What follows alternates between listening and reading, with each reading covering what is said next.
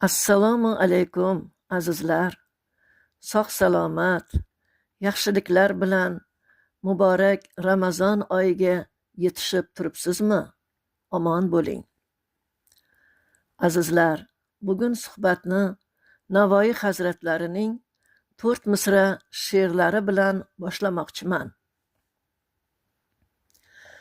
Kamol et kasbikim olam uyidin, senga farz o'lmag'ay g'amnok chiqmoq, jahondin notamom o'tmoq beaynih, erur hammomidin nopok chiqmoq.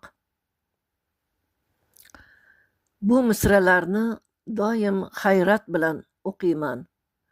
Buyuk alloma insonga berilgan umrning tub vazifasi nima ekanligini 4 misra she'rda beqiyos o'xshatish orqali ham sodda, ham donolik bilan ifodalab bergan.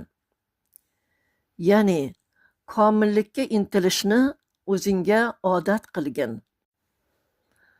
Bu hayotdan kamolotga erishmay pushaymon bo'lib ketishing senga munosib emas. Agar gunohlardan, nuqsonlardan poklanmay o'tsang, go'yo hammomga kirib qaytadan kir holda chiqqanday gapdir. Demak, bu dunyo musulmon uchun poklanish maskanidir. Azizlar, poklanishning asl manbalaridan biri muborak Ramazon oyi. Xush kelding-a, mohi Ramazon. Xush kelding, poklanish oyi Ramazon. Xush kelding, rahmat va mag'firat oyi Ramazon. Duolar qilamizki, tutajak ro'zalarimiz xolis Alloh taolo uchun benuqson, beriyo holda dargohida qabul bo'lsin. Amin. Endi azizlar, she'r tinglab bahra oling. Bismillahirrohmanirrohim. Dil huzuri. Kalomingni ochgan kun qayta keldim dunyoga. Necha yillar adashib yo'l izlabman ro'yoda.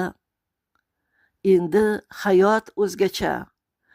Endi 15 yoshim, tonglarimni yoritar Qur'on degan quyoshim.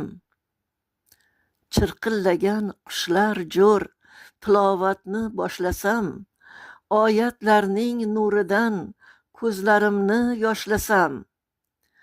Ayo Robbim, bu ne baxt, sir ochadi har kalom. 60 yillik savollar javobin topar tamom.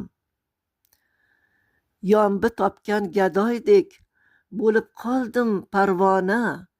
Ishqing tushdi yurakka, ojiz quling devona.